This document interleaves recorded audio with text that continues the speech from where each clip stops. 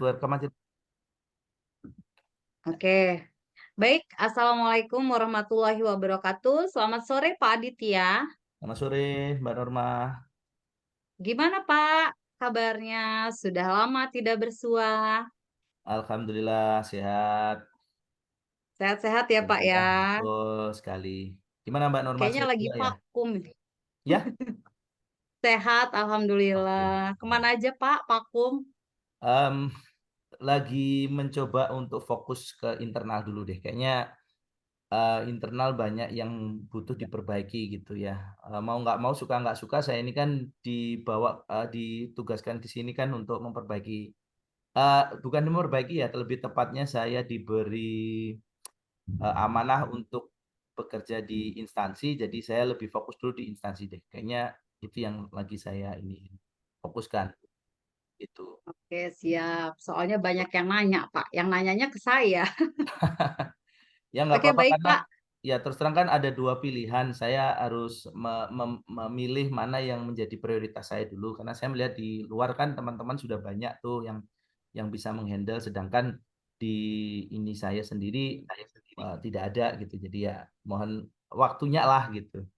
Gitu Bu Norma. Oke. Kami siap menunggu kehadiran tangan dingin Pak Adit lagi nih. Oh gitu ya. Baik, saya Oke cuma Pak ingin Adit. nge-challenge aja kalau di luar kan memang kalau saya lihat di luar tantangannya jadi nggak menarik gitu ya karena teman-teman karena kan berpikirnya sudah mulai rasional ya kan banyak yang sudah bagus gitu kayak Bu Norma yang tadinya masih harus di lead sekarang sudah bisa melejit sendiri jadi ibaratnya gini loh saya cita-cita saya udah terwujud nih teman-teman udah banyak yang larinya kenceng tadinya kan masih pengen jalan terus ayo kita lari terus sudah ada ya bukan saya tinggalkan sih lebih ke nih saya harus balik ke rumah sendiri nih di rumah masih banyak yang belum mau lari nih saya gerakin di rumah dulu deh gitu apa gini ya istilahnya apa em, apa apa kok bukan manfaatnya ya di luar bisa saya gerakin kok di rumah sendiri nggak bisa digerakin gitu loh saya gitu sih itu aja sih Bu Norma. Oke, baik Pak. Iya, Itu ini ya Pak ya, iklan. iklan, oke. Oke, iklan-iklan. Oke. Ya, Hari ini kira-kira apa nih Pak yang mau kita bicarakan? Agendanya apa nih Pak? Topik ya, apa nih yang menarik ya Pak? betul. Tadi menyambung apa iklan yang tadi Mbak Norma buka kan sebagai pembukaan kan juga memantik pertanyaan kan. Jadi kenapa selama ini saya lebih fokus ke dalam dulu nih daripada di luar kan saya juga sudah kasih alasan tadi di luar dulu teman-teman masih jalan sekarang sudah banyak yang lari gitu kencang dan saya balik ke kandang lagi untuk lebih mempercepat nih teman-teman yang ada di dalam instansi saya juga ikut ikut lari gitu. Nah, yang salah satu yang saya sedang lagi dorong adalah perombakan kurikulum nih di sekolah saya nih Mbak Nurma. Saya punya satu mimpi besar bahwa kurikulum di SMK SMTI Bandar Lampung itu tempat saya bekerja itu adalah kurikulum yang ideal gitu. Di momennya ini adalah kan tahun ini tahun ajaran depan tepatnya kami kan sedang apply untuk ke kurikulum Merdeka nih ya. Di momen itu yang saya akan gunakan untuk merombak total kurikulum yang selama ini benar-benar yang berat, yang enggak fleksibel jadi lebih fleksibel. Itu aja sih, Mbak. Oke Pak. eh yang saya tangkap ini Pak Adit punya mimpi besar ya, Hmm. merombak kurikulum menjadi kurikulum yang ideal. Yang Hmm. saya dengar-dengar sih kurikulum yang sekarang tidak sesuai dengan kebutuhan pasar ya Pak Adit ya. Ini kan Eh, sering saya dengar nih dari omongan Pak Adit, ya kan? Iya, Gimana Pak? saya sih merasanya begitu ya Mbak ya. Tapi kan kebetulan kan yang bisa apa ya? Kalau di luar kan mungkin kalau pengamat kan ya sebenarnya udah ideal, udah bagus gitu. Tapi kenyataannya penerapannya di sekolah saya ini jadi kok jadi ini ya badannya jadi gemuk gitu ya, nggak lincah, kemudian nggak aplikatif gitu sih. Itu yang saya rasain sih Mbak sebagai seorang guru di SMTI sih, tempat saya kurikulumnya nggak lincah gitu. Mm-mm. Kurikulumnya kayaknya kok berat banget gitu loh. Kayaknya anak-anak juga berat banget untuk menyelesaikan semua tagihan kegiatan belajarnya gitu. Itu sih saya Mm-mm. rasakan. Apalagi SMTI itu kan SMK ya Pak ya, Betul. SMK yang diharuskan lulusannya nantinya bisa siap kerja gitu kan ya Pak ya. Kalau Betul. kurikulumnya tidak sesuai dengan kebutuhan pasar, itu akan berdampak sangat luas ya Pak ya, Ya. terkait dengan pengangguran yang semakin banyak yang disumbang Hmm, oleh SMK betul. ya kan Pak. Ya. Nah, menurut Pak Adit sendiri, kurikulum seperti apa sih Pak? Ya kan? Perombakan kurikulum seperti apa nih yang Bapak inginkan? Kurikulum yang bagaimana sih yang seperti Ya. Bapak inginkan, Bapak harapkan?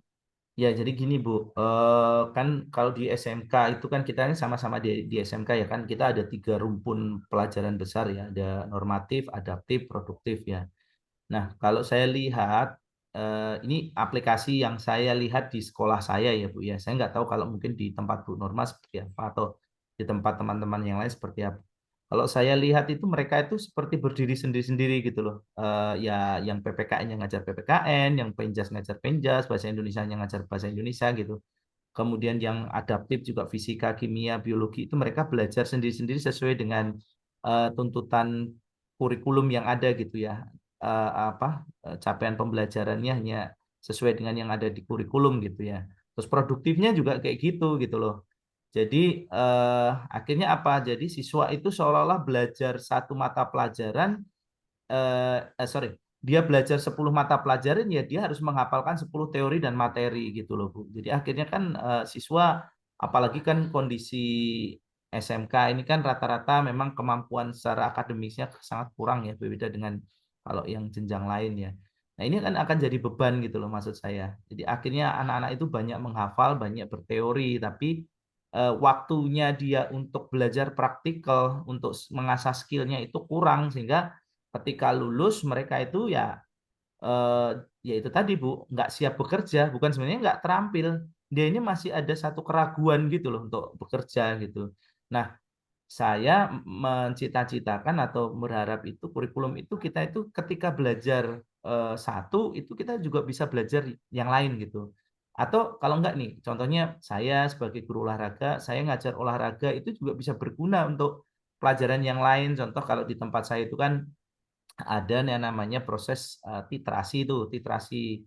Titrasi itu kan membutuhkan fisik yang juga kuat nih. Nah, apa yang bisa saya lakukan sebagai guru olahraga nih untuk mendukung program mereka gitu. Atau mungkin Bu Norma ngajar produktif di multimedia nih. Anak-anak kan banyak duduk nih di kursi atau banyak melihat apa laptop, komputer gitu. Nah, apa yang bisa dilakukan guru olahraga nih untuk membantu supaya anak-anak ini dia tidak sakit pinggang atau matanya tidak lelah gitu. Nah, ini apa nih bantuan mereka? Nah, itu loh Bu. Jadi seolah-olah kita ini kayak ngajar, tetapi sebenarnya kita itu dukung ke pelajaran yang lain gitu. Jadi nggak berdiri sendiri-sendiri, yang terjadi adalah siswa itu merasa terbebani gitu. Kok jadi saya harus ngapalin ini, ngapalin itu gitu. Ini kayak Bu Norma ngajar, namanya ngajar ekonomi gitu ya. Dan di satu sisi ada guru yang mengajar membuat apa namanya di tempat Bu Norma namanya apa sih? Membuat barang-barang cetak kayak apa? Souvenir, gelas, mug dan lain sebagainya kan gitu kan. Kalau guru ekonomi hanya ngajar ekonomi tidak terintegrasi dengan pelajaran yang lain, akhirnya kan jadi seolah-olah kita itu berjalan sendiri-sendiri gitu loh Bu. Yang bagus kan mamanya Bu Norma ngajarin HPP, ini HPP nanti diajari Bu Norma ya. Saya hanya ngajari masalah bagaimana produk itu bisa jadi baik, produk itu bisa jadi berkualitas. Nah, itu kan tugasnya guru produktif nih. Sedangkan guru adaptifnya nih yang ekonomi ngajarin nih bagaimana cara buat HPP. Terus kemudian ada guru apa ya IPS ngajari gimana sih caranya untuk selling yang baik. Guru bahasa Indonesia mengajari bagaimana menyusun kata-kata yang baik ketika berjualan, kemudian memposting ke sosial media. Nah, itu Bu, akhirnya kan terintegrasi gitu loh. Jadi pembelajaran itu lebih Pembelajaran itu sorry, pembelajaran itu lebih inklusif gitu loh. Jadi ketika anak belajar satu itu dia bisa menggunakan untuk mata pelajaran yang lain gitu. Nah, itu kan lebih adaptif dan lebih agile gitu menurut saya gitu. Itu sih, Bu.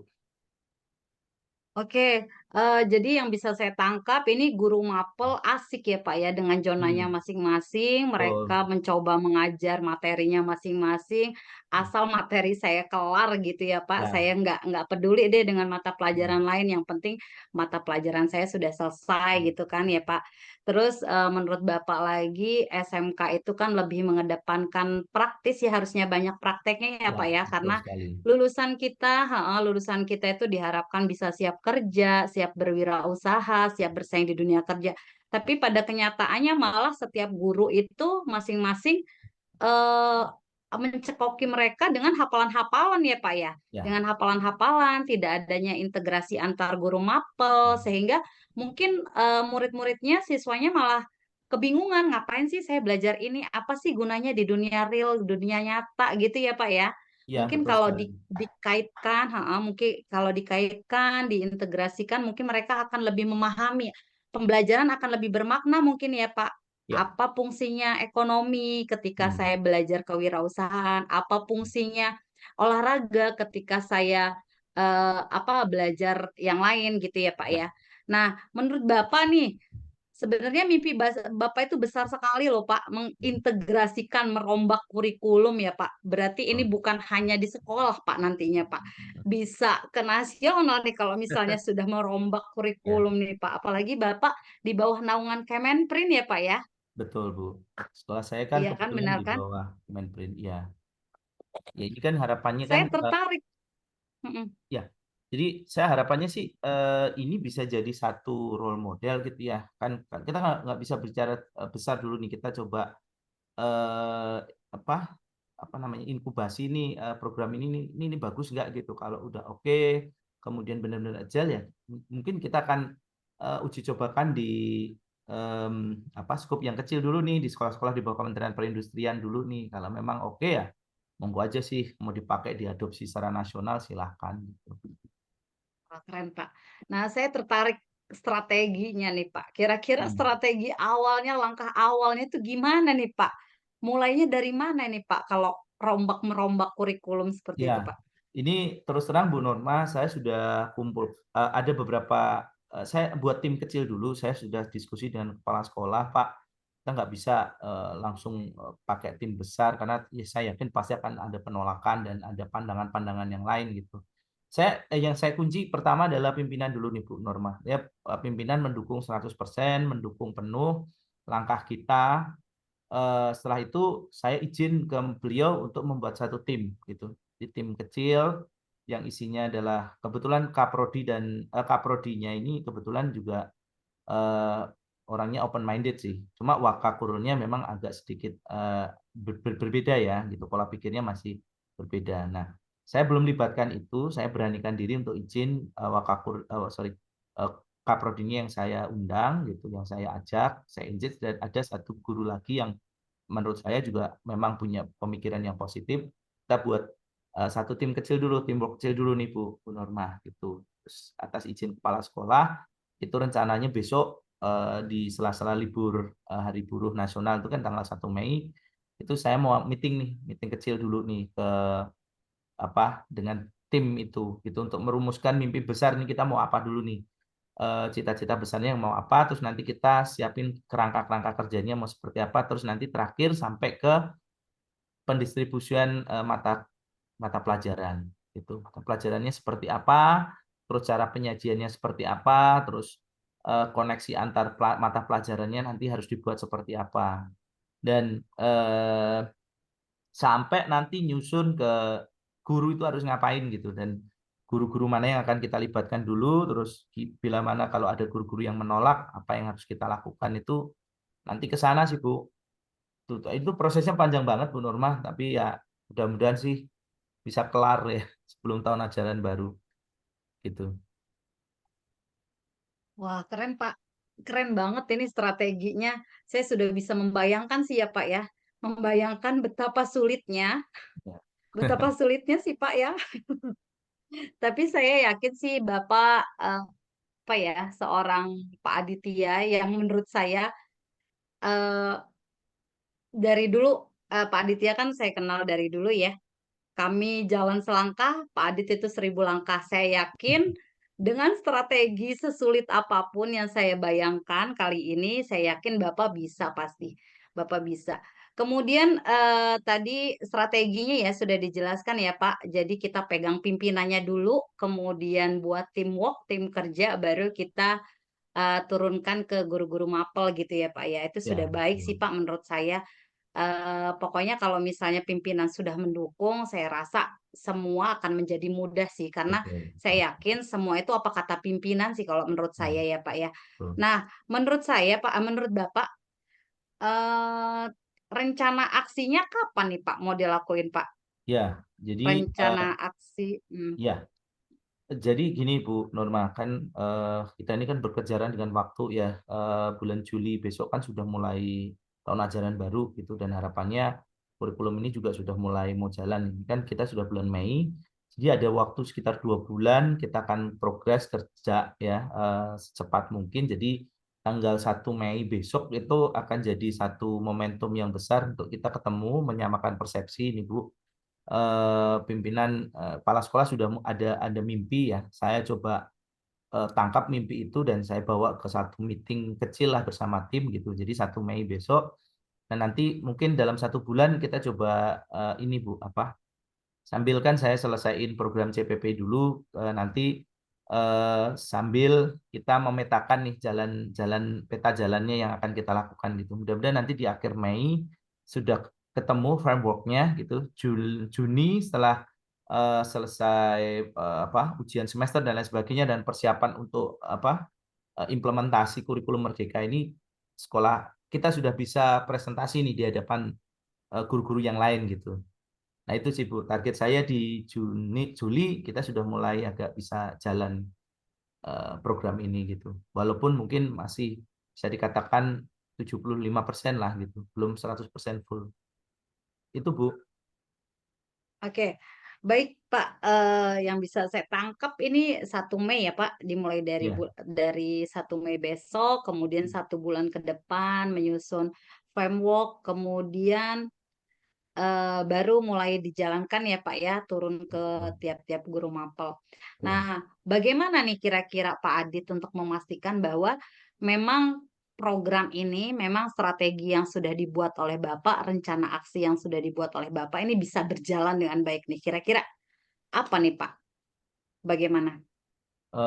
Ya, jadi supaya berjalan, jadi gini Bu Norma, karena kebetulan saya melihat sendiri di dalam internal instansi saya ini kan memang mereka tidak update ya dengan perkembangan dunia pendidikan ya, dan banyak juga karena memang background-nya juga bukan orang-orang dari pendidikan gitu ya. Dan selama ini yang aktif ikut di kegiatan-kegiatan yang diselenggarakan Kemendikbud ini kan adalah saya.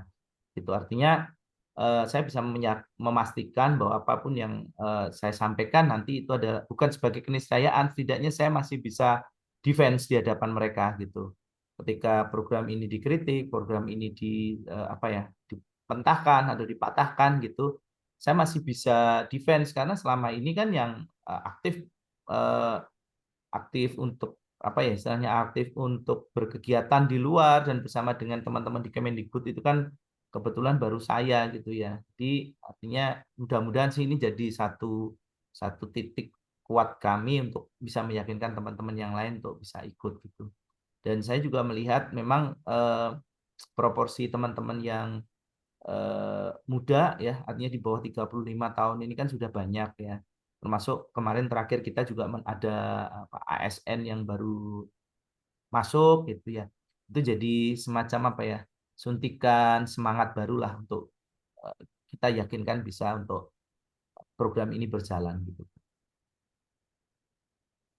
Oke, baik Pak, jadi menurut Pak Adit nih, kira-kira apa nih Pak kesimpulan percakapan kita kali ini Pak? Oke, ya. Jadi mungkin yang bisa saya simpulkan Bu Norma ya. Jadi saya di sini ada satu keyakinan ya, apa, kuat gitu ya dengan adanya teman-teman saya yang baru datang ya, beralih status dari yang honorer ke ASN, ada yang dari memang dari luar masuk ke dalam gitu ya.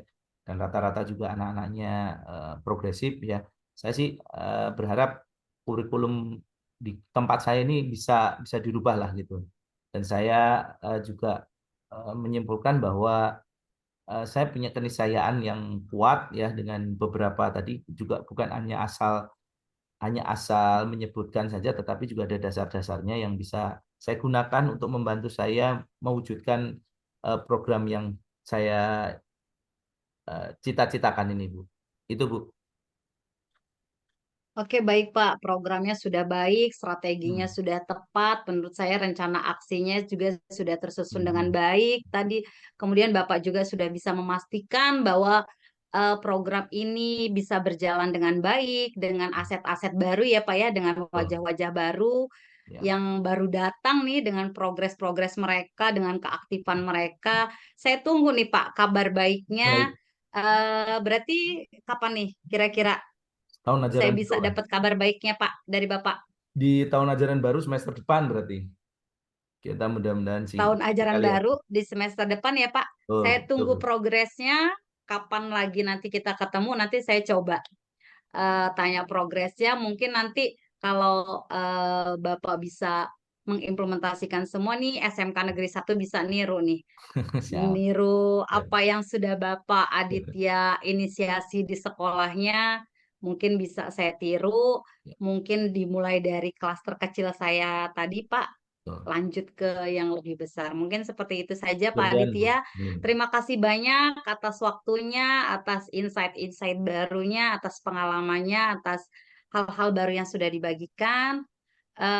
Kita ketemu lagi di lain kesempatan ya Pak ya untuk Makasih, membahas Bu progres Norma. selanjutnya.